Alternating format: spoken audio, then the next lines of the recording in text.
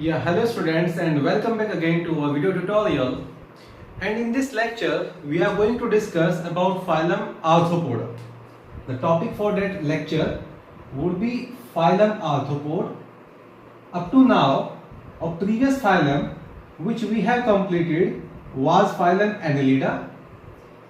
In the first lecture of phylum Arthropoda, we are going to discuss about the general characteristic features, or I must say the part which has been given in NCERT. In the other lectures, we will be discussing about the classification, about different classes of arthropod, and I will be making a lecture about different features of arthropod, different type of development which has been observed in arthropod. Then we will be making a comparative chart between two different larvae of mosquito and economically important arthropod that I will be covering in another lecture. So arthropod would be completed in 3 lectures. First, general feature, second lecture would be of classification, and third lecture would be of special features. Arthropod, the term arthropoda, it was coined by Dr. von Siebold. Dr. von Siebold, he proposed the term arthropoda. The name arthropod is formed by the combination of two terms. Arthros means, the term arthros means jointed. When we talk about the study of joints, we call that arthrology. और arthritis is the inflammation of joint, जोड़ों का दर्द जो होता है. So जो arthros word है that represent jointed, and जो poda word है that represent legs. Legs is a kind of appendages. So the common name for arthropod, these are the animals with jointed appendages. Animals with jointed appendages, or in certain book they might have mentioned that these are the animals with jointed legs. Arthropod is the largest phylum of animal kingdom. Arthropod, the phylum Arthropoda, it is the largest phylum of kingdom Animalia, and it covers approx 2/3 of the all existing animals. Largest phylum, named as animal with jointed appendages, it covers about 2/3 of all existing animals. So I can say all the animals which has been existing on this earth, 2/3 of those animals are arthropod. 2/3 of those animals are arthropod. And the largest class of arthropoda, it would be class Insecta. Largest class is class Insecta. So out of that 2/3 of the existing animal, insects are most abundant. Arthropod is the largest phylum. It covers about 2/3 of the all existing animal. The term is coined by von Siebold. Arthros stand for jointed and legs stand for poda stand for legs. Arthropods are commonly known as animals with jointed appendages. Is that clear, beta? Now, starting with the general features of arthropod. Starting our lecture with the general features of arthropod. In general features, first we used to talk about habit and habitat. Arthropods are cosmopolitan in nature. Cosmopolitan का मतलब होता है they are easily found everywhere. They are found in water, they are found in land, they are found in soil, even they might be found on the flying air. They might be flying in air as well. तो habitat में हम mention कर देंगे they are cosmopolitan in nature. Cosmopolitan का मतलब हुआ easily found everywhere. Easily found everywhere. Easily found everywhere. For example, they are found in water. Aquatic arthropod के example जो crustaceans होते हैं, जैसे prawn हो गया, crab हो गया, they are the one which are found in water. They are found on land, terrestrial. आपके घर में खूब सारे arthropods होंगे अभी, सर नहीं है. Okay, cockroach is a classical example of terrestrial one. They are also aerial in nature. अच्छा बेड बग्स तो होंगे, ये नहीं है तो एरियल में आप एग्जांपल लिख सकते हैं mosquito is there, butterfly is there and so on. तो जब आर्थ्रोपोड की हम बात करते हैं, they are found everywhere, they might be aquatic in nature, they might be terrestrial and even they could be aerial in nature. जब उनकी habit की बात करते हैं, आर्थ्रोपोड्स ग्रीगेरियस भी होते हैं। ग्रीगेरियस वो जो अकेले रहना पसंद करते हैं। ग्रीगेरियस आर्थ्रोपोड में किंग क्रैब और लोकस्ट का एग्जांपल याद रखेंगे। Locusta is a gregarious arthropod और they are the one which are known as colonial. वो कॉलोनियल भी हो सकते हैं, लाइक कॉलोनीज ऑफ आंट्स आपने देखा होगा। By mode of their living they are free living. Arthropods are generally free living in nature. तो फ्री लिविंग होते हैं, कॉलोनियल होते हैं, ग्रीगेरियस होते हैं। कुछ हैं जिनको अकेले रहना भी पसंद है, कुछ सॉलिटरी भी पढ़ेंगे आप। कॉस्मोपोलिटियन होते हैं, they have been found easily anywhere. So the statement that arthropods are found in majority of all habitats. Arthropods are found in majority of all habitat. They might be found in water, they might be found on land, and they might be found on air. Arthropod could be colonial, could be solitary, could be gregarious, could be free living as well. Right? Next. Starting with their level of organization, as already discussed, अब जितने भी animal आने वाले हैं उनके पास कैसा level of organisation होगा? They have a organ system level of organization. Their symmetry, they are bilaterally symmetrical. On the basis of body wall, जितने भी एनिमल पढ़ने वाले हैं, they are going to be triploblastic. These are triploblastic animal. So they are having organ system level of organization, bilateral symmetry, triploblastic. Body plan कैसा होगा? They would be having a tube, within tube type of body plan. No fun in telling. Tube within tube type of body plan. Right? Now nature of coelom discuss कर लेते हैं। वैसे तो आपने पढ़ लिया कि जो सबसे पहले सिलोमेट थे वो कौन थे? एनिलीड। और उनके पास सारे के सारे सिलोमेट ही आएंगे। तो they are the one which are having true coelom. अब इनका जो सिलोम होगा वो वैसे तो शायद सिलोम होगा, पर वो एनिलीड से थोड़ा अलग होता है। तो सिलोम का जिक्र करना शुरू करते हैं। First let us discuss about coelom, then उनका जो बॉडी वॉल पे एपिडर्मिस वगैरह है वो डिस्कस कर लेंगे, कैरेक्टरिस्टिक फीचर जो होते हैं वो डिस्कस कर लेंगे, and then one by one सारे सिस्टम डिस्कस कर लेंगे।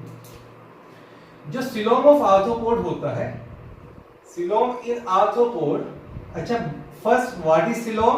Coelom is a body cavity which is lined by mesoderm, and coelom is meant for the accommodation of internal organ. Coelom is a space which is meant for the accommodation of visceral organ.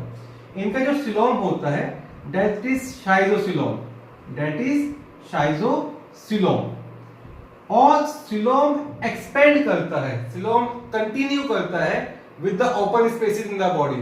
Open spaces में अगर blood भरा हो तो उसको hemocoel कहेंगे, जो आगे मैं बता दूंगा। It continues up to hemocoel, a body cavity which is filled with blood. Circulatory system में डिस्कस कर लेंगे। देन आप याद ये रखेंगे, इनका जो सिलोम है बॉडी कैविटी के बनने की वजह से सिलोम थोड़ा थोड़ा रिड्यूस होना शुरू हो जाता है। फॉर एग्जाम्पल ये सिलोम्स हैं, These are the coelom in the developing arthropod. फिर ये बॉडी कैविटी है, जैसे जैसे बॉडी कैविटी बड़ी हो रही होंगी, coelom कैसा होता चला जाएगा? Coelom would be getting reduced. तो आर्थ्रोपोड के केस में coelom is highly reduced, और coelom मेनली प्रेजेंट होता है रिप्रोडक्टिव ऑर्गन्स और एक्सक्रीटिव ऑर्गन के पास। बाकी सारा एरिया कैसा हो जाएगा? फिर जैसे जैसे coelom रिड्यूस होता जा रहा है, ये जो बाहर वाला एरिया है वो कैसा हो जाएगा?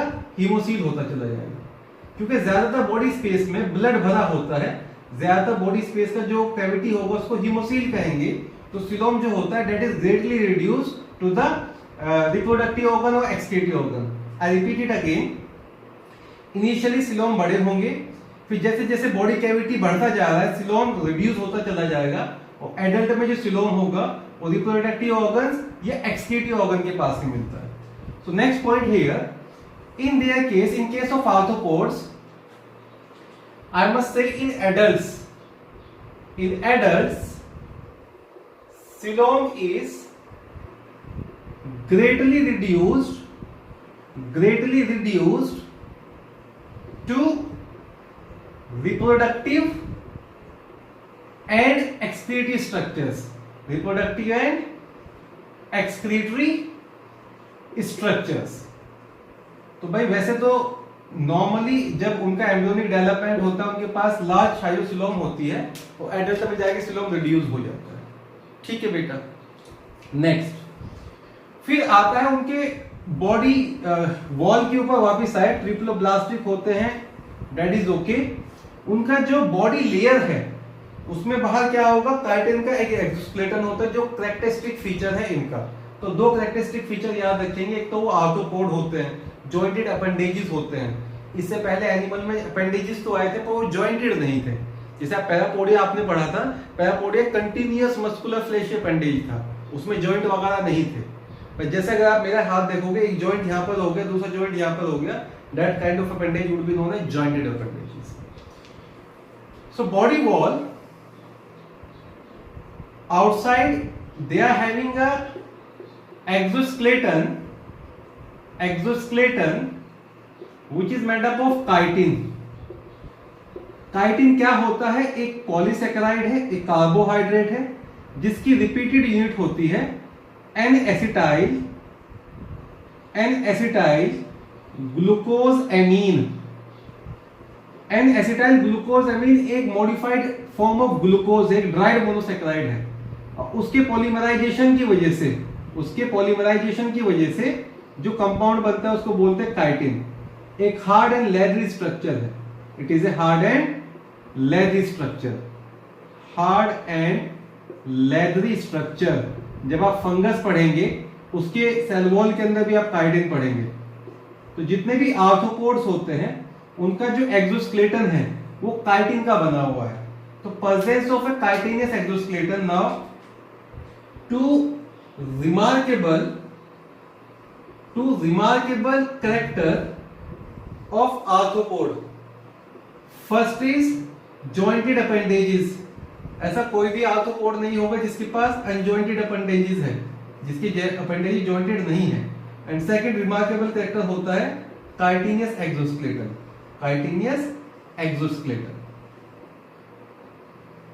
ठीक है बेटा. ये जो काइटिनियस एक्सोस्केलेटन है इसको और स्ट्रेंथ मिलती है, इसके साथ खूब सारे सॉल्ट एंड प्रोटीन एक्यूमुलेट होते रहते हैं. Calcium carbonate and calcium phosphate are the common salt which get accumulated. This chitinous exoskeleton it has been strengthened by, it has been I will mention here, strength is provided by accumulation of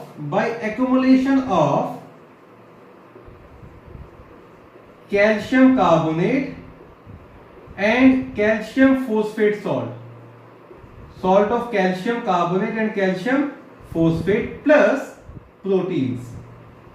तो सिर्फ chitin ही नहीं, साथ साथ में कुछ calcium carbonate और calcium phosphate के salt भी एक्यूमुलेट होते रहते हैं जिससे एक्सोस्केलेटन को प्रोटेक्शन मिलता है.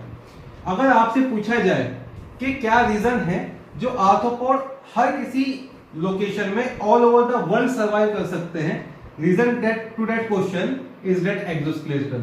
That hard and leathery exoskeleton enable survival of arthropods in different habitats. अब जो एक्सोस्केलेटन होता है, आर्थ्रोपोड्स के अंदर सेगमेंटेशन भी होते हैं. वो मेटामेरिकली सेगमेंटेड एनिमल है पर उनके सेगमेंटेशन एक्सटर्नल विजिबल होते हैं, इंटरनल सेगमेंटेशन नहीं होते हैं. इस एक्सटर्नल सेगमेंटेशन को हम सूडो सेगमेंटेशन इसलिए नहीं कहते हैं क्योंकि ये एम्ब्रियो के अंदर भी प्रेजेंट होता है. वहां पे सूडो सेगमेंटेशन किया था क्योंकि एम्ब्रियो के अंदर वो सेगमेंटेशन प्रेजेंट नहीं था. तो जो एक्सोस्केलेटन होगा it would be externally segmented. For example ये आउटर स्केलेटन है, उसमें एक्सटर्नल सेगमेंट्स कुछ ऐसे करके हैं. और ये जो एक्सटर्नल सेगमेंटेड होते हैं, एक्सटर्नल सेगमेंट की प्लेट होती है, इसको बोलते हैं स्क्लेराइड्स.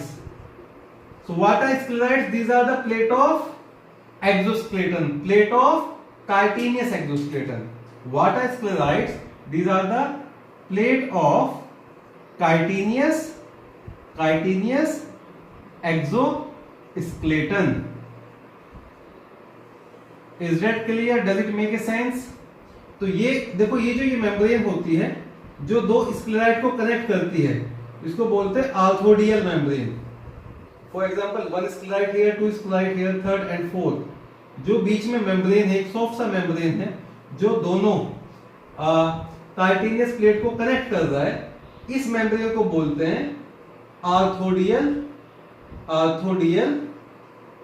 मेम्ब्रेन. तो adjacent sclereid are connected with each other, are joined together with the help of arthodial membrane. ठीक है बेटा. तो उनके पास एक्सोस्केलेटन होता है काइटिन का. काइटिन जो होता है वो एन एसिटाइल डी ग्लूकोजामिन का बना है, जो एक पॉलीसैकेराइड है. हार्ड एंड लेदी स्ट्रक्चर होता है. कुछ सॉल्ट और प्रोटीन इकट्ठे होकर उसको स्ट्रॉन्ग कर देते हैं, और जो बाहर काइटिन की प्लेट्स होती हैं अलग अलग, उसके लिए वर्ड यूज करते हैं स्क्लेराइड. और जो एडजेसेंट स्क्लेराइड है वो कनेक्ट होता है बाय आर्थोडियल मेम्ब्रेन. ठीक है बेटा. नेक्स्ट, अब बॉडी वॉल में इस काइटिनस एक्सोस्केलेटन, बॉडी वॉल में बॉडी लेयर्स की बात करें, सबसे बाहर क्यूटिकल है. जो ये क्यूटिकल है वो कहाँ का बना है? That is made up of chitin. उसके बाद सिंगल लेयर एपिडर्मिस आ जाएगा, सिंगल लेयर एपिडर्मिस आ जाएगा. फिर थोड़ा कनेक्टिव टिश्यू के बाद क्या आएगा? Muscular layer. अब ये याद रखेंगे, आर्थ्रोपोड पहले ऐसे एनिमल थे जिनके पास वॉलंटरी मसल्स भी इवोल्व हो गई थी. They are having voluntary muscles as well as circular muscles are also there, certain smooth muscles are also there. तो voluntary muscles and smooth muscles both are present in the body. Smooth muscle body wall में actually नहीं होते, इसलिए mention नहीं करते यहाँ पर. Body wall के अंदर स्मूथ मसल ना होकर बाकी जगह स्मूथ मसल प्रेजेंट होते हैं. बॉडी वॉल में मेनली कैसे मसल होंगे? वॉलंटरी मसल होंगे. तो स्मूथ मसल सबसे पहले कहाँ इवॉल्व हुए थे? कंप्लीट एनिलिडा में. भाई सबसे पहले लॉन्गिट्यूडिनल मसल कहाँ पर आए? एस्केलेमेंथिस में. फिर सर्कुलर लॉन्गिट्यूडिनल किस में हो गए? एनिलिडा में. वॉलंटरी मसल किस में आए? Answer to that question would be arthropod. इनके मसल्स कंटिन्यूअस ना होकर, इनके जो मसल सेल है वो कंटिन्यूअस ना होकर वो सेगमेंटेड होते हैं. वो अलग अलग सेप्टा में डिवाइड रहते हैं, अलग अलग आउटरनल एक्सटर्नल सेगमेंट में डिवाइड रहते हैं. तो जो वॉलंटरी मसल्स हैं they are arranged in form of bundles, arranged in form of bundles. And what bundles they are known as muscular bundles. तो भाई इनका जो बॉडी वॉल होता है, सबसे बाहर काइटिन का एक्सोस्केलेटन होगा, उसके बाद सिंगल लेयर एपिडर्मिस हो जाएगी, और जो सिंगल लेयर एपिडर्मिस है उसके नीचे मस्कुलर लेयर आ जाएगा. जो मस्कुलर लेयर है उसमें वॉलंटरी मसल्स आ जाते हैं जो बंडल्स की फॉर्म में प्रेजेंट है. अब टाइम टू टाइम ये काइटिनस एक्सोस्केलेटन शेड होता रहता है और नया स्केलेटन बनता रहता है. उसके लिए वर्ड यूज करते हैं माउंटिंग. उसके लिए वर्ड यूज करते हैं माउंटिंग, जो हम एस्केलेमेंथिस में पढ़ के आ गए हैं. दूसरा नाम माउंटिंग का आर्थ्रोपोड में होता है ecdysis. Other name of mounting in arthropod is ecdysis. तो ecdysis is the shedding of exoskeleton. Shedding of exoskeleton. एक हार्मोन होता है जो एक्डाइसिस को कंट्रोल करता है. उस हार्मोन का नाम होता है ecdysone. I mean to say endocrine system भी डेवलप हो जाएगा आर्थ्रोपोड के अंदर. Controlled by a hormone and that hormone is ecdysone. तो कई बार क्वेश्चन पूछ लेता है आर्थ्रोपोड में माउंटिंग कौन सा हार्मोन कंट्रोल करता है. तो अगर एक्डाइसिस वर्ड लिख देगा तो शायद आप एक्डाइसोन बता भी दोगे. वो एक्डाइसिस वर्ड ना लिख के वो माउंटिंग वर्ड लिखता है. तो mounting is controlled by ecdysone. देखो कुछ ऐसा होता है, for example this is the body of arthropod और बाहर में एक लोहे की जैकेट पहनी हुई है. तो लोहे की जैकेट पहनने की वजह से वो अलग अलग एनवायरनमेंट में सर्वाइव करता है. अब टाइम टू टाइम जो लोहे की जैकेट है वो शेड ऑफ हो जाती है और नई लोहे की जैकेट आ जाती है. इसको बोलते हैं माउंटिंग. क्यों करता है ये सुनो. जब एक बार शेडिंग कर देगा तो बाहर की तरफ से जो भी रेजिस्टेंस था, बॉडी कैविटी को एक रेजिस्टेंस देता है ये एक्सोस्केलेटन. और जब एक्सोस्केलेटन शेड हो जाता है तो रेजिस्टेंस कम हो जाता है। अब बॉडी कैविटी एक्सपेंड कर सकती है, तो एक्सपेंड होकर दोबारा से स्केलेटन आ जाएगा।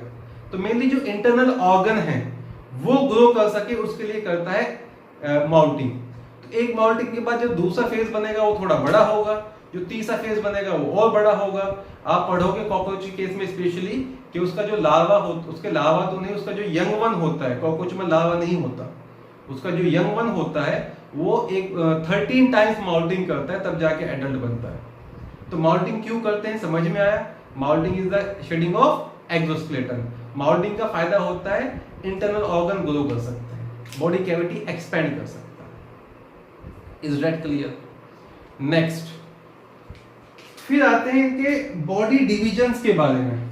आर्थ्रोपोड मैं मेंशन करूंगा, मैं स्टार्ट करूंगा, they are metamerically segmented, they are metamerically segmented.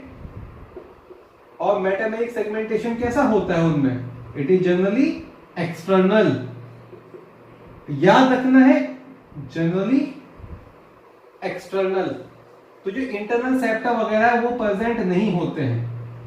हमने ना बेसिस ऑफ क्लासिफिकेशन में पढ़ा भी था, if I am not wrong, कि भाई 3 एनिमल मेटामेरिकली सेगमेंटेड होते हैं, एनिलीड, आर्थ्रोपोड एंड कोर्डेट। और ये लास्ट ईयर क्वेश्चन भी आया था नीट में। तो which of the animal exhibit metameric segmentation, उसमें एक ऑप्शन था एनिलीड, आर्थ्रोपोड एंड कोर्डेट। तो आप यह याद रखेंगे, ठीक है? ओके, अब मेटामेरिकली सेगमेंटेड के साथ साथ जब बॉडी डिविजन्स की बात करते हैं, इनके बॉडी में 3 अलग अलग वेल डिफरेंशिएटेड डिवीजन होते हैं। पहला पार्ट ऑफ बॉडी होता है हेड, दूसरा पार्ट ऑफ बॉडी होता है थोरैक्स, और तीसरा पार्ट ऑफ बॉडी होता है एब्डोमेन। तो body of arthropod is well differentiated into 3 region. First is thorax, second is abdomen and third is first is head, second is thorax and third is abdomen. कुछ animal में head और thorax fuse हो जाएंगे। Head के लिए क्या word use करते हैं? सिफेलाइजेशन। तो जब हेड और थोरैक्स फ्यूज हो जाते हैं उसको बोलते हैं सिफेलोथोरैक्स। अगर थोरैक्स एंड एब्डोमेन फ्यूज हो जाते हैं, अगर थोरैक्स एंड एब्डोमेन फ्यूज हो जाते हैं, उस फ्यूजन को बोलते हैं ट्रंक। तो जनरली 3 अलग अलग डिवीजन होते हैं, head is there, thorax is there and abdomen is there. अगर हेड और थोरैक्स फ्यूज हो गए तो सिफेलोथोरैक्स, और थोरैक्स और एब्डोमेन फ्यूज हो गए तो ट्रंक। इनका जो हेड होता है उसमें ग्रेटर डिग्री ऑफ सिफिलाइजेशन होता है, it is greatly developed, it is greatly developed. अलग अलग सेगमेंट के फ्यूजन से हेड बनता है। कॉकरोच का जो हेड है वो 6 अलग अलग सेगमेंट के फ्यूजन से बना है। तो एम्ब्रियोनिक स्ट्रक्चर में 6 अलग अलग सेगमेंट हैं जो फ्यूज होकर हेड बनाते हैं। तो ग्रेटली डेवलप होता है और उसके ऊपर सेंसरी स्ट्रक्चर होते हैं। It have sensory structure. कौन कौन से sensory structure? I will be telling you in sensation.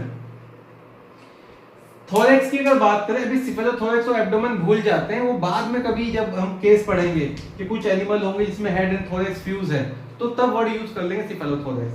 For the main time अभी हम थोरैक्स और एब्डोमेन पे आ जाते हैं।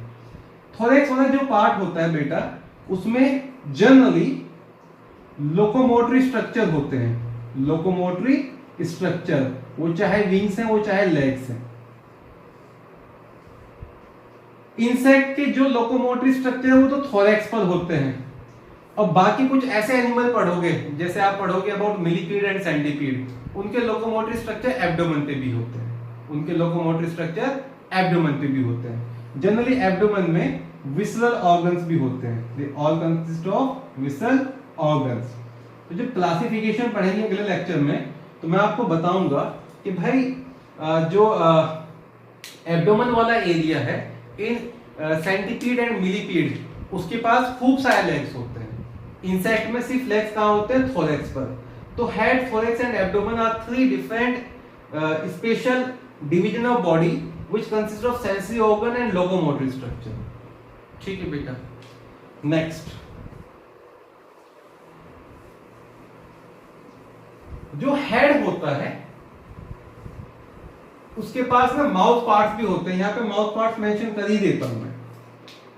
हेड कंसिस्ट ऑफ सुनो कहानी सुनो पहले। ये एक्सोस्केलेटन है जो आउटर बॉडी कवरिंग है।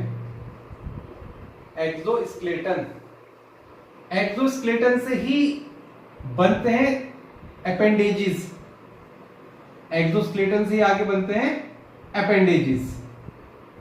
अपेंडेजेस में चाहे वो लेग्स हो चाहे उनके विंग्स हो, तो जो विंग्स होते हैं वो अपेंडेजेस, जो विंग्स होते हैं वो एक्सोस्केलेटन से बने हैं। देन एक्सोस्केलेटन से जो एक्सोस्केलेटन वाला पार्ट होता है उसी के ऊपर प्रेजेंट होता है, चलो ये इतना ही याद रखना। Exoskeleton further develop into appendages and appendages could be wings, appendages could be legs, appendages could be tentacles, appendages could be cerci and appendages could be palp. Appendages could be antenna. This is what I was telling you. तो जितने भी body में appendages हैं वो generally extension of exoskeleton से बनता है। Exoskeleton के स्ट्रक्चर एक्सटेंड करके विंग्स एंड एंटीना बनाते हैं। अभी ये याद रख लिया, ठीक है बेटा। अब पढ़ते हैं इनके सिस्टम्स के बारे में। कुछ वन बाय वन सिस्टम शुरू कर देते हैं और बाकी जो जो करेक्टर आता रहेगा वो डिस्कस करते रहेंगे। तो I guess division of body and mounting and exoskeleton, ये तीन फीचर बहुत क्लियर हो गए हैं आपके। अगर इनके डाइजेस्टिव सिस्टम की बात करें, coming on the digestive system of arthropod, digestive system complete होता है बेटा। इनका जो एलिमेंट्री कैनाल होता है वो मोर डेवलप्ड होता है। Alimentary canal is more developed, और ज्यादातर एनिमल्स में animal more developed alimentary canal with different digestive enzymes. ज्यादातर एनिमल में एलिमेंट्री कैनाल तीन अलग अलग रीजन में डिवाइड हो जाता है। It is further divided into foregut, midgut and hindgut. Foregut के लिए वर्ड यूज करते हैं stomodaeum. Stomodaeum is the term for foregut. Midgut को बोलते हैं मेसेंट्रॉन, और हाइंडगट के लिए वर्ड यूज करते हैं प्रोक्टोडियम।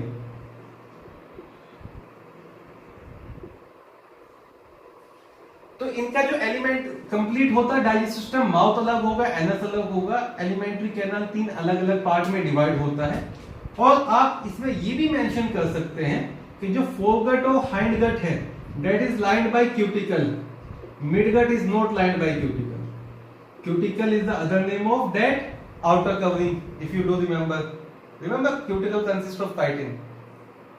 तो डाइजेस्टम वेरी कंप्लीट होता है और इनमें सिर्फ और सिर्फ एक्स्ट्रा सेलुलर डाइजेशन होता है। आगे जितने भी एनिमल आप पढ़ने वाले हैं सब में एक्स्ट्रा सेलुलर डाइजेशन ही होगा। और आर्थ्रोपोड कुछ भी खा लेते हैं, जिंदा हो मरा हो वो कुछ भी खा लेंगे। आप पढ़ते हो ना कॉकरोच तो अपने जैसों को भी खा जाते हैं, वो तो कैनिबलिज्म होती है। तो तो जो भी आपका वेस्ट फूड है, हाउस फ्लाई ले लो, हनी बी ले लो, they can feed on anything, ठीक है बेटा। तो डाइजेस्टिव सिस्टम में याद रखेंगे आर्थ्रोपोड के अंदर कंप्लीट एलिमेंट्री कैनाल होता है, well developed mouth and anus होगा, क्लोका वगैरह आप यहाँ पे नहीं पढ़ोगे। देन उनका जो एलिमेंट्री कैनाल होता है वो तीन अलग अलग पार्ट में मॉडिफाई हो जाता है, फोरगट, मिडगट और हाइंडगट। फोरगट और हाइंडगट लाइन होते हैं क्यूटिकल से, मिडगट लाइन नहीं होता है क्यूटिकल से। एक्स्ट्रा सेलुलर डाइजेशन होता है, ठीक है बेटा। नेक्स्ट अब पढ़ते हैं इनके सर्कुलेटरी सिस्टम के बारे में, रेस्पिरेटरी सिस्टम के बारे में और एक्सक्रीटरी सिस्टम के बारे में। अगर सर्कुलेशन की बात करें, सर्कुलेशन इन आर्थ्रोपोड्स, आर्थ्रोपोड्स में बेटा open type of circulatory system होता है। Open type of circulatory system, open type of circulatory system वो होता है जिसमें blood well defined blood vessel में फ्लो ना करके ओपन स्पेसेस में इकट्ठा होना शुरू हो जाता है। ओपन स्पेसेस में पंप होगा, फिर वहीं से वो पंपिंग स्ट्रक्चर तक चला जाएगा। जिसमें वेल डेवलप्ड कैपिलरीज नहीं होती हैं, वेल डेवलप्ड वेन्स नहीं होती हैं, मेनली थोड़ी बहुत आर्टरीज होती है। जिस सर्कुलेटरी सिस्टम में cells are directly bathing in blood we call that open circulatory system. तो सर्कुलेटरी सिस्टम इज ओपन, और ओपन स्पेसेस को क्या कहते हैं? दो open space are known as sinuses और लैक्यूने। लैक्यूने की वजह से इस सर्कुलेटरी सिस्टम का दूसरा नाम होता है lacunar type of circulatory system, open type और लैक्यूनर टाइप। तो I am mentioning the definition here, blood is directly pumped, blood is directly pumped into open spaces,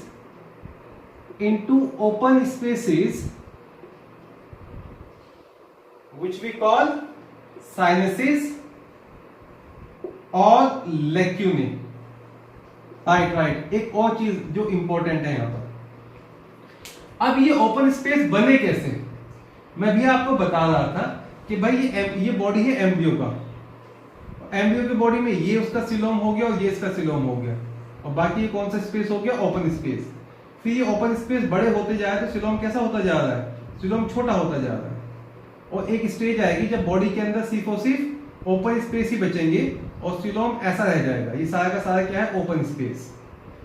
ये कौन से स्ट्रक्चर से? रिप्रोडक्टिव स्ट्रक्चर और एक्सक्रीटरी स्ट्रक्चर, जहां पे coelom reduce हो जाता है।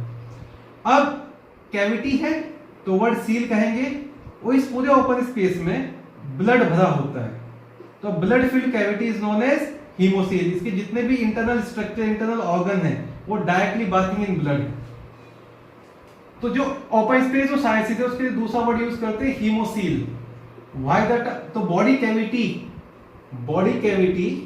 इन case of arthropod is greatly reduced to excretant reproductive structure.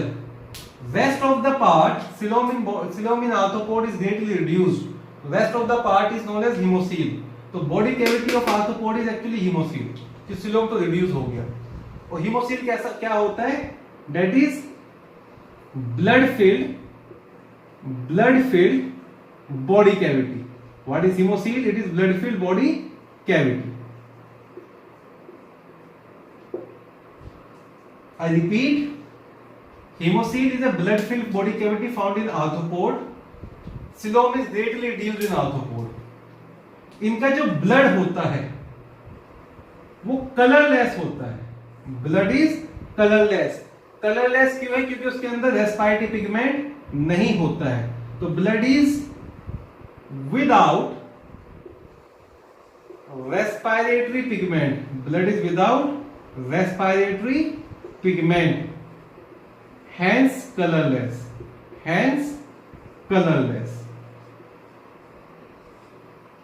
Blood के लिए दूसरा नाम होता है haemolymph. Blood in case of arthropod is also known as haemolymph. क्यों हीमोलिम्फ कह रहे हैं? क्योंकि उसके अंदर कोई भी कलर वगैरह नहीं होता है। ज्यादातर आर्थ्रोपोड में ब्लड रेस्पिरेटरी पिगमेंट नहीं होगा। ज्यादातर आर्थ्रोपोड के ब्लड के अंदर रेस्पिरेटरी पिगमेंट नहीं होता है, with the exception of few. तो अगर आपसे क्वेश्चन पूछा जाता है कि आर्थ्रोपोड के ब्लड में कौन सा रेस्पिरेटरी पिगमेंट होगा, तो आप बोलोगे there is no respiratory pigment. Arthropod का ब्लड कैसा होता है? You will answer it is colourless blood. ये तो जनरल वो पूछ लेता है कि भाई आप ये बताइए प्रॉन के ब्लड में कैसा रेस्पिरेटरी पिगमेंट होता है, तो आप बोलेंगे उसके अंदर कॉपर कंटेनिंग रेस्पिरेटरी पिगमेंट होता है ब्लू कलर का, और उसको बोलते हैं हीमोसाइनिन। तो कुछ arthropod like prawn, in few like prawn, copper containing pigment name is hemocyanin is present. And what is the color of, due to hemocyanin, what is the color of blood? Blue color of blood is there. तो prawn का blood कैसा हो जाता है? Blue colour का, slightly blue. ठीक है बेटा, राइट।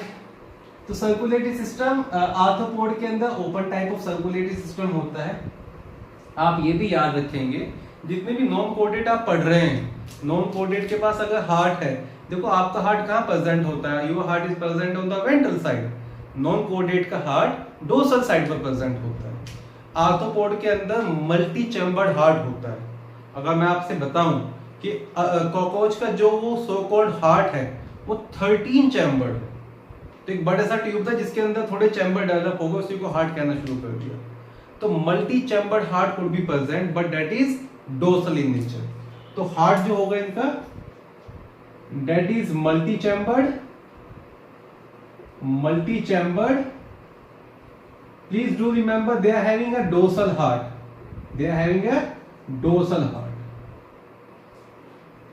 अब दो तरह के हार्ट होते हैं। अगर आपका हार्ट के अंदर कुछ स्पेशल मस्कुलेचर है, नोडल टिश्यू है जो इंपल्स को जनरेट कर देता है, जैसे हमारे हार्ट में होते हैं SA node and AV node, तो हमारा जो हार्ट होता है वो मायोजेनिक होता है।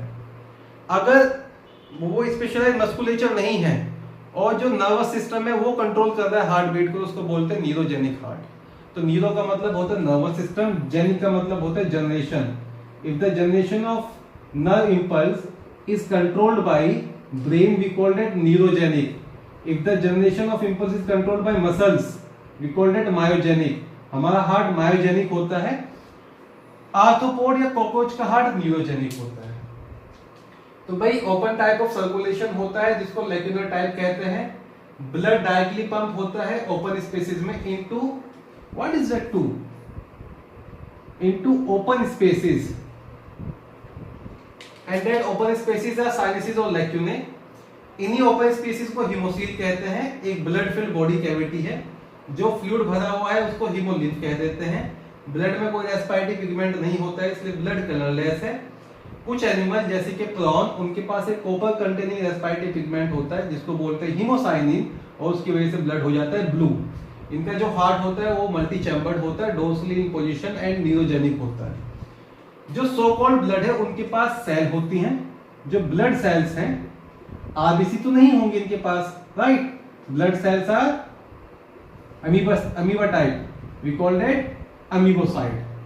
तो यह इनके डब्ल्यूबीसी अमीबोसाइट जैसी होती है। ठीक है बेटा, ये हो गया इनके सर्कुलेशन के बारे में। आर्थ्रोपोड का ब्लड कोई रोल प्ले नहीं करता है in the transportation of gases. Gases transport के लिए क्या चाहिए होता है? Respiratory pigment. अब एनिलीड के पास तो रेस्पिरेटरी पिगमेंट था, haemoglobin was there, erythropoietin was there, even chlorocruorin was there in few.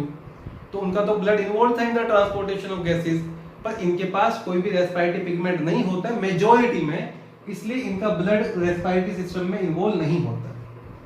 तो सर्कुलेटरी सिस्टम वो होता है और उसको कंपनसेट करने के लिए इनका रेस्पिरेटरी सिस्टम वेल डेवलप्ड होता है। इनकी स्किन के ऊपर तो क्यूटिकल आ गया है, तो स्किन तो एक्सचेंज ऑफ गैसेस में हेल्प नहीं करेगा, तो इनका जो रेस्पिरेटरी सिस्टम होता है that is very well developed. Next पढ़ लेते हैं about the respiratory system of arthropod. I hope these things are making sense to you, and if you are learning things properly, you better know what to do, right? I am not saying you again that hit the like button. और आप लोग नहीं कर रहे हो, it's heartbreaking. Okay, respiratory system. अगर respiratory system of arthropod की बात करें, as I was telling you, in order to compensate a weakly developed, a poorly developed circulatory system, they are having a well developed respiratory system. अलग अलग तरह के respiratory structures होते हैं जो अलग अलग तरह के आर्थ्रोपोड में रेस्पिरेशन करते हैं। तो respiratory system is very well developed. For respiration जो एक्वेटिक आर्थ्रोपोड होते हैं उनके पास होते हैं गिल्स। तो gills are present in aquatic arthropod में क्या क्या मेंशन करेंगे? Prawn and crab. Once upon a time student was telling me some, मुझे तो आज तक लगता था प्रॉन जो है फिश होते हैं, तो हम वो he was from Kolkata actually, तो वो सी फूड ज्यादा खाते हैं, तो उनका था कंसेप्ट क्या है, prawn is a edible aquatic animal, तो they could be fish, but no, prawn and crab are arthropods, right. अब गिल्स के साथ साथ कुछ आर्थ्रोपोड में जो गिल्स हैं they are arranged like the pages of a book, parallelly arranged gills are there, single gill ना होकर मल्टीपल गिल्स हैं, and they are arranged like the pages of a book, उनको बोलते हैं book gills. Second, book gills are also found in few. किसके पास book gills होते हैं? Classical example is Limulus. Limulus जिसको आप किंग क्रैब भी कहते हैं। अच्छा, आप समझते हैं what is living fossil? It is a living fossil. Now what is the meaning of term living fossil? Sir, जब कोई फॉसिल जिंदा हो जाए तो उसको लिविंग फॉसिल कहते हैं, नहीं उसको आत्मा कहते हैं, ठीक है? Right. If I ask you to define fossil, how you define fossil? Fossil are the dead. Fossil are the remains, preserved remains of dead bodies. जो dead body होते हैं उनके जो hard part होते हैं, I mean to say जो उनका skeletal system है, उसका जो preserved part है, जो decompose हो गया वो भूल जाओ, जो preserved part है वो fossil होता है। तो preserved remains of hard body part, preserved remains of hard part of a dead body, they are fossil. What is the meaning of living fossil? Now please understand. आपके पास एक ऐसा animal जिसके अंदर इवोल्यूशनरी चेंज नहीं हो रहे हैं, जो आज भी ऐसा दिखता है जैसा वो 1000 साल पहले दिखता था, तो उसके जो फॉसिल मिले हैं हमें, वो आज भी रिजेंबल करते हैं एग्जिस्टिंग वन के साथ। अगर आपको ह्यूमन के फॉसिल्स मिल रहे हैं तो हो सकता है ह्यूमन के जो पुराने जनरेशन के फॉसिल थे, आपको होमो इरेक्टस का फॉसिल मिल गया, होमो हैबिलिस का फॉसिल मिल गया, नीएंडरथैलिक मैन का फॉसिल मिल गया, तो उनका जो क्रेनियल कैपेसिटी है या उनका जो जॉ वाला पैटर्न है वो अलग होता है। तो हमें समझ में आता है कि भाई इवोल्यूशन हो रहा है। पर जिसके फॉसिल उसके लिविंग इंडिविजुअल के जैसे होते हैं आइडेंटिकल, या ऐसे एनिमल जिनमें बहुत मिलियन ऑफ ईयर से कोई भी इवोल्यूशनरी चेंज नहीं हुआ है, उसको बोलते हैं लिविंग फॉसिल। तो living fossil are the individual which do not have undergone any evolutionary change from a long time, from million of years. Limulus or king crab is a kind of living fossil. तो living king crab में कैसे होते हैं? Book gills. फिर जो gills है वो ना थोड़े और ज्यादा डेवलप हो जाते हैं, उनके अंदर सैक लाइक स्ट्रक्चर बन जाते हैं, they start looking like lungs, उनको बोलते हैं, और they are still arrange like the pages of a book, let's call that book lungs. Book lungs are developed in case of scorpion. Book lungs are developed in case of scorpion. Then last but not the least, ज्यादातर arthropod में, ये तो देखो selected examples हो गए भाई, gills prawn crab के पास हो गया, बुक गिल्स लिमुलस के पास हो गया, बुक लंग्स स्कॉर्पियन के पास हो गए। देन जो बाकी बचे उनके पास होता है ट्रैकिया। तो मेजर रेस्पिरेटरी सिस्टम जो होता है आर्थ्रोपोड्स में, that is what we call tracheal system, and tracheal system is found in most of arthropod. Let me call that most of insects. Tracheal system में a system of tubes are present, जो air को बाहर से अंदर और अंदर से बाहर कर रहा है। फॉर एग्जाम्पल हमारा जो विंड पाइप, उसको आप क्या कहते हो? ट्रैकिया। हमारे पास तो एक ही ट्रैकिया है, उनके पास मल्टीपल ट्रैकियाज होंगे। Let's say this is the body, कुछ ट्रैकिया यहाँ पर, ट्रैकिया यहाँ पर, ट्रैकिया यहाँ पर। तो ट्रैकिया में स्पाइरिकल होगा। जब ट्रैकिया का स्ट्रक्चर पढ़ोगे कभी कॉकरोच में, तो I will be telling you, spiracle से उनसे एयर अंदर गई, फिर ट्रैकिया ने जाके बॉडी एयर को कहाँ छोड़ दिया? बॉडी फ्लूइड में, वहीं से वो चली गई बॉडी ऑर्गन्स के पास। ब्लड कोई रोल प्ले नहीं कर रहा है। तो tracheal system is a network of tube which act as respiratory organ of majority of insects. तो 4 मेजर तरह की रेस्पिरेटरी स्ट्रक्चर्स होती हैं इन case of arthropod. Respiratory structure well developed होती है। एनिलीड के अंदर जो रेस्पिरेटरी सिस्टम पढ़ा था वो क्यूटेनियस टाइप था। आर्थ्रोपोड के अंदर जो रेस्पिरेटरी सिस्टम होता है वो ब्रेकियल टाइप भी होता है। These are modified branchial type, this is a kind of pulmonary type and that is tracheal type. ठीक है बेटा। नेक्स्ट, फिर अगर बात करें एक्सक्रीटरी सिस्टम की, we are discussed how many system? 3 systems. Let us talk about the excretory system. In excretory system, arthropods are having different structures. भाई जैसे आपने पढ़ा था इन केस ऑफ एनिलिडा, मेजोरिटी क्या था? नेफ्रिडिया। कुछ में क्या हो गए थे? क्लोरेगोजन सेल। ठीक है, कुछ में क्या हो गया था, बोट्रिडियल टिश्यू। ऐसे ही इनके अंदर जो major type of excretory structure होती है उनको बोलते हैं Malpighian tubule. The major tubular structure which is yellow coloured as well, present between midgut and hindgut. For example ये इनका मिडगट है, ये वाला पार्ट हाइंडगट है, ये एनस आ गया। अब दोनों के जंक्शन में यहाँ प्रेजेंट होगा एक ट्यूबुलर स्ट्रक्चर जो कैविटी से एक्सक्रीटरी मटेरियल को एक्सट्रैक्ट कर रहा होगा और इस एक्सक्रीटरी मटेरियल को कहाँ पुल करेगा, इनटू द हाइंडगट, तो वाया एनस एक्सक्रीटा बाहर आ जाएगा। इस ट्यूब को बोलते हैं मल्फेजियन ट्यूब। तो Malpighian tubule are yellow coloured, lined by secretory माने glandular and ciliated cell. Arthropod की बॉडी के बाहर सीलिया नहीं होते हैं, आर्थ्रोपोड का जो बॉडी वॉल है वो नॉन सिलिएटेड होता है। तो मेजॉरिटी ऑफ देम में तो बेटा क्या होता है एक्सक्रीटरी स्ट्रक्चर, मल्फेजियन ट्यूब्यूल। तो अगर आपसे सवाल पूछा जाता है what is the excretory structure of arthropod, आप आंसर करेंगे मल्फेजियन ट्यूब्यूल। फिर कुछ एनिमल में जो एक्वेटिक हैं उनके एंटीना के पास कुछ ग्लैंड डेवलप हो जाती है, उनको बोलते हैं एंटीनरी gland. In few animal, antennary gland, or let's call that green gland, they are also involved in excretion. ऐसा किसके अंदर होता है sir? Example is prawn and crab, aquatic arthropod. In certain other animal, like scorpion, there are special gland which are developed, we call that coxal glands. In certain, like scorpion, coxal glands are present. Scorpion is having coxal gland, and even you will learn that जो आपके पास limulus होता है उसके पास भी coxal gland होता है। Scorpion and limulus, they are having coxal glands. तो excretory system की बात करें, जो मेजर एक्सक्रीटरी स्ट्रक्चर है वो क्या है, मल्फेजियन ट्यूब्यूल। मल्फेजियन ट्यूब्यूल के साथ साथ मल्फेजियन ट्यूब्यूल कहाँ लोकेटेड होती है, अभी आर्थ्रोपोडा में क्वेश्चन नहीं पूछेगा बेटा उससे। दरअसल आपको ना एक मेंबर आर्थ्रोपोडा का डिटेल में पढ़ना है जिसका नाम है कॉकरोच, और वो हमारे सिलेबस में है। अर्थो भले ही अभी सिलेबस में नहीं है, तो कॉकरोच के तो हम 7-8 लेक्चर पढ़ेंगे आराम से, फिक्र ना करो। तो जब हम कॉकरोच पढ़ रहे होंगे वहां पर ना मल्फेजियन ट्यूब्यूल का स्ट्रक्चर एंड फंक्शनिंग सब समझाया जाएगा आपको, कहाँ पर लोकेटेड होती है, क्या नंबर होता है।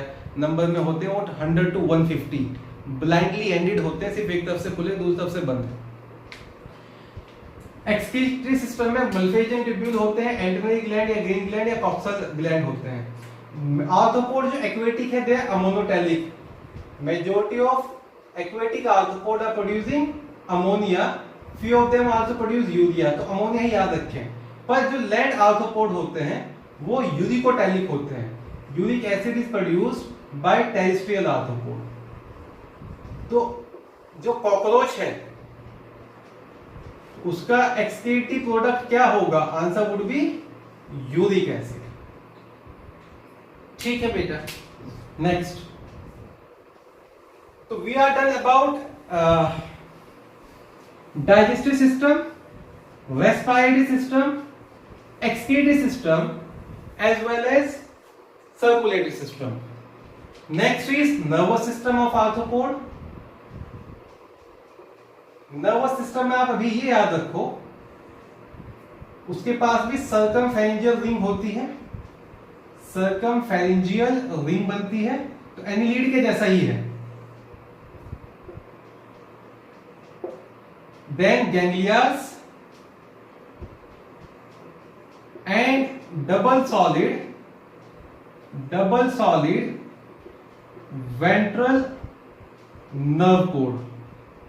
ये तो बेसिक सा स्टेटमेंट हो गया आपके एनसीईआरटी वाला। जो गैंग्लियास होते हैं वो अलग अलग तरह के होते हैं। जो गैंग्लियास होते हैं they are of different type. अगर फेरिंक्स के ऊपर है तो उसको बोलते हैं सुप्राफेरिंजियल गैंग्लियन, फेरिंक्स के ऊपर है तो उसको बोलते हैं सुप्राफेरिंजियल गैंग्लियन, फेरिंक्स के नीचे है तो उसको बोलेंगे सबफेरिंजियल गैंग्लियन। जो सुप्राफेरिंजियल गैंग्लियन है वो ब्रेन रिप्रेजेंट करता है, तो brain is represented by suprapharyngeal ganglion. देखो मेजोरिटी ऑफ आर्थ्रोपोड में जो नर्वस सिस्टम है वो ऑल ओवर द बॉडी होता है, हेड में ज्यादा नर्वस सिस्टम नहीं होता है। तो अगर आप हेड कट भी कर देते हो तो वो फिर भी काफी टाइम तक सर्वाइव कर सकते हैं, कॉकरोच का क्लासिकल केस पढ़ोगे। देन आर्थ्रोपोड में हम central nervous system, peripheral nervous system and autonomic nervous system भी पढ़ लेते हैं कि भाई जो भी ब्रेन या स्पाइनल कॉर्ड जैसे स्ट्रक्चर है वो सेंट्रल नर्वस सिस्टम है। तो suprapharyngeal ganglion is a part of central nervous system, subpharyngeal ganglion is a part of central nervous system. उसके बाद जहां इनसे नर्व्स अराइज होंगी वो पेरिफेरल नर्वस सिस्टम होंगी कि सुप्राफेरेंजियल गैंग्लियन से नर्व्स एंटीना के पास भी जा रही है, नर्व्स आइज के पास भी जा रही है। अभी नहीं पढ़ना है, ये तो मैं सिर्फ इसलिए बता रहा हूँ ताकि आपको ना लगे कि सर शॉर्टकट में बता के चले गए। ये सब पढ़ना है हमें कॉकरोच में जाके, अभी यहाँ पर क्वेश्चन नहीं पूछा जाएगा। तो अगर पूछा गया कि आर्थ्रोपोड में नर्वस सिस्टम कैसे रिप्रेजेंट करते हैं तो ये 3 स्ट्रक्चर याद रख लेना। इस पे क्वेश्चन रोज आते हैं नर्व बोर्ड के ऊपर। ब्रेन कौन रिप्रेजेंट करता है? Answer would be suprapharyngeal ganglion. Nervous system के साथ साथ यहाँ पर ना सेंसरी रिसेप्टर का किस्सा कर लेते हैं, सेंसरी स्ट्रक्चर्स। अब सेंसरी स्ट्रक्चर में एक्सोस्केलेटन के एक्सपेंशन से बनते हैं एंटीना। एंटीना कहां होते हैं? हेड के ऊपर। एंटीना जॉइंटेड स्ट्रक्चर है, एंटीना जॉइंटेड स्ट्रक्चर। जैसे लेग जॉइंटेड स्ट्रक्चर होंगे ऐसे ही एंटीना भी जॉइंटेड स्ट्रक्चर्स होते हैं। इनके पास टेस्ट, स्मेल और टच वाले रिसेप्टर होते हैं। इंसेक्ट के केस में, आई रिपीट, इंसेक्ट के केस में टेस्ट के रिसेप्टर उनके लेग पर भी होते हैं। टेस्ट के रिसेप्टर को क्या बोलते हैं? गस्टेटरी। स्मेल के ऑल्फैक्टरी, टच के tactile receptor, tango receptor. In insect taste receptor are also present on legs। तो लेग्स और एंटीना दोनों पे होता है। तो सबसे पहले तो उनके पास जॉइंटेड अपेंडेजेस होते हैं जिसको हम एंटीना कहेंगे। एंटीना कुछ ऐसा होगा, लेट्स से उनके हेड के पास ही एंटीनल सॉकेट, और इस एंटीनल सॉकेट से यहां से अराइज होते हैं jointed structure. Whip like jointed structure would be like this and that would be the antenna here. ठीक है, जो फर्स्ट वो होता है सेगमेंट ऑफ एंटीना उसको बोलते हैं scape, second segment is known as pedicel. अभी याद नहीं रखना है, ये थोड़ा बहुत छोड़ दो कॉकरोच के लिए। ये एंटीना ही सॉकेट हो गया। तो पहला एंटीना हो गया। अच्छा, क्या सारे आर्थ्रोपोड के पास एंटीना होता है? Answer is no. Antenna is absent, very important, in member of Arachnida. Class Arachnida पढ़ोगे जिसमें स्पाइडर एंड स्कॉर्पियन आएंगे। क्लास एरेक्निडा जिसमें स्पाइडर एंड स्कॉर्पियन आता है, उनके पास एंटीना नहीं होता है। तो सारे आर्थ्रोपोड के पास एंटीना है, रिमेंबर एक्सेप्शन होता है एरेक्निडा, उनके पास एंटीना नहीं है। ठीक है, और किसके पास नहीं है वो क्लासिफिकेशन में डिस्कस कर लेंगे। तो भाई एंटीना होता है sensory structure. Then second sensory structure उनके पास एनल सर्काई होते हैं, जिनके पास जो टच रिसेप्टर वाले हैं, they consist of touch receptor. उनके पास पैल्प होते हैं, they also consist of touch receptor. इनको फीलेबल ऑर्गन पढ़ाया था इन एनिलीड, दे आर द फीलेबल ऑर्गन, आसपास के एनवायरनमेंट को फील करने में हेल्प करते हैं। फिर जो इंपॉर्टेंट है वो है आईज। आर्थ्रोपोड के पास जनरली कंपाउंड आईज होती है। आर्थ्रोपोड के पास वैसे तो सिंपल आईज भी होती है, पर जनरली उनके पास कंपाउंड आईज है। अब सिंपल आईज और कंपाउंड आईज का कंसेप्ट क्या होता है वो सुन लो आप। जो सिंपल आईज है वो सिंपली एक फोटो रिसेप्टर है। Let's say this is the head here, और इस हेड के पास एक फोटो रिसेप्टर है यहां पर। जो सिंपल आई है that is simply photoreceptor. Compound eye के अंदर खूब सारे डिफरेंट स्ट्रक्चर होते हैं। एक आई जो खूब सारे विजुअल एलिमेंट से मिलकर बना है, इस आई को बोलते हैं कंपाउंड आई। तो जो कंपाउंड आईज होते हैं they are formed by combination of many और सेवरल विजुअल एलिमेंट्स। जो विजुअल एलिमेंट्स होते हैं कंपाउंड आई के उनको बोलते हैं ommatidia. The visual elements of compound eye is known as ommatidia और सिंगुलर होता है ओमेटीडियम।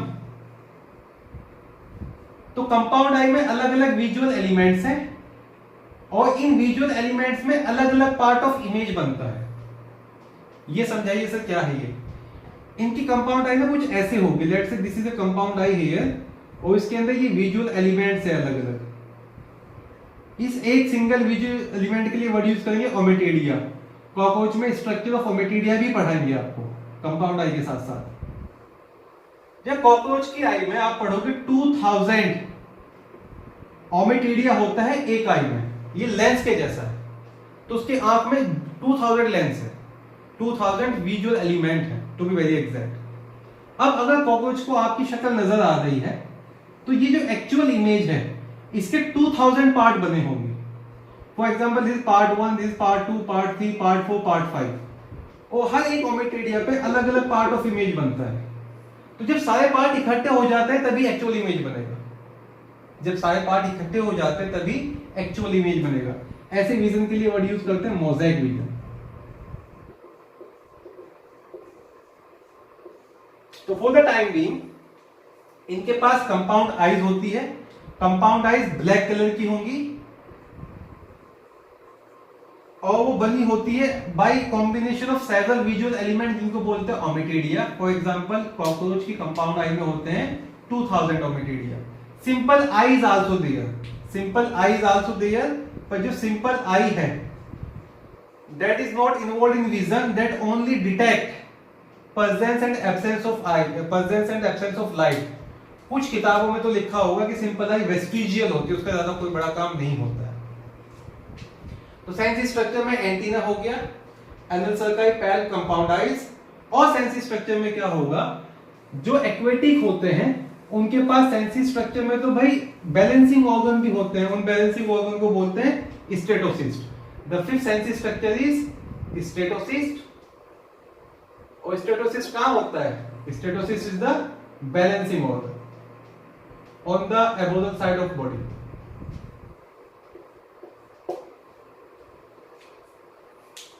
ठीक है बेटा, ओके। जब आप कॉकरोच पढ़ोगे डिटेल में तो आपको ये भी बताया जाएगा एंटीना पे कौन से रिसेप्टर हैं, लेग्स पे कौन से रिसेप्टर है और एनल सर्कल पे कौन से रिसेप्टर है। आर्थ्रोपोड में वो सब पढ़ने की जरूरत नहीं है। फिर आता है बेटो which system we have covered, excretory done, respiratory done, digestive done, circulatory done, nervous system done, sensory system done. अब पढ़ते हैं reproductive system. Next is there reproductive system. Generally sexual separate होते हैं, दे आर डायोशियस, डायोशियस कह दो या unisexual कह दो। सेक्सुअल रिप्रोडक्शन करते हैं कुछ एनिमल में, कुछ आर्थ्रोपोड में पार्थेनोजेनेसिस भी होता है। हनी बी का क्लासिकल एग्जांपल याद रखेंगे, parthenogenesis in few, in case of honey B. अलग अलग फीचर से मेल और फीमेल को आप डिफरेंशिएट भी कर सकते हो, तो सेक्सुअल डायमॉर्फिज्म भी शो करते हैं, सेक्सुअल डायमॉर्फिज्म भी शो करते हैं। फर्टिलाइजेशन की बात करें, जितने भी लैंड आर्थ्रोपोड्स हैं वो इंटरनल फर्टिलाइजेशन शो करेंगे। फर्टिलाइजेशन एक्सटर्नल हो सकता है एक्वेटिक आर्थ्रोपोड में। एक्वेटिक को हम प्राइमरी कंसिडरेशन में नहीं लेते हैं, तो फर्टिलाइजेशन में आप लिखोगे internal in case of land arthropod. Fertilization is internal in case of land arthropod. I repeat, aquatic arthropod में फर्टिलाइजेशन एक्सटर्नल भी हो सकता है, पर जब तक एक्वेटिक आर्थ्रोपोड क्वेश्चन में ना पूछा जाए तब तक आर्थ्रोपोड में फर्टिलाइजेशन इंटरनल ही बोलेंगे।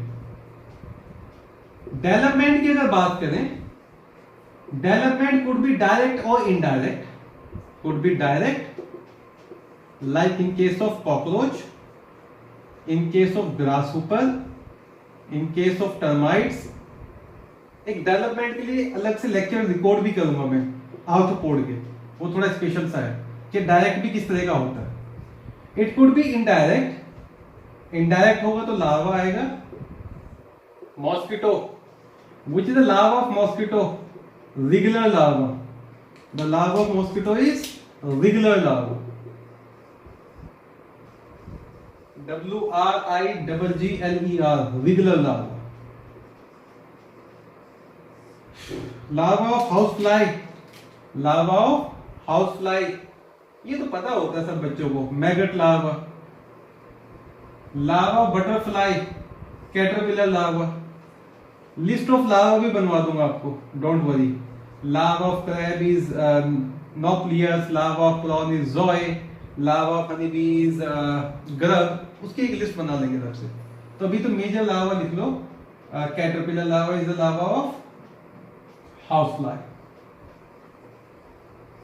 तो भाई रिप्रोडक्शन मेनली सेक्सुअल होता है, कुछ में पार्थोजेनेसिस भी होता है, सेक्सेस सेपरेट रहते हैं, फर्टिलाइजेशन इंटरनल होता है, डेवलपमेंट डायरेक्ट भी हो सकता है और इनडायरेक्ट भी हो सकता है। Then one is completed. Last में कुछ एग्जांपल्स लिख लेते हैं, certain examples of arthropod.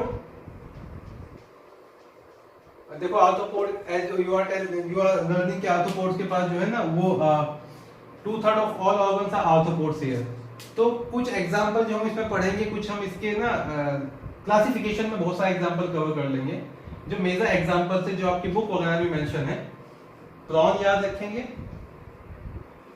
Scorpion याद रखेंगे,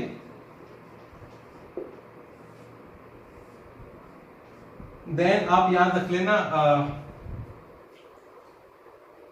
क्रैब, फिर आप याद रख लेना butterfly and locust. Butterfly, locust, ये कुछ है। प्रॉन का डायग्राम एनसीईआरटी में होगा, स्कॉर्पियन का डायग्राम एनसीईआरटी में होगा, बटरफ्लाई होगा, लोकस्ट होगा, मॉस्किटोज। अब सुनो ध्यान से, ये तो होगा general features of arthropod. Sir वो ओविपेरस होते हैं या विविपेरस होते हैं? Generally oviparous, generally arthropod egg laying होते हैं।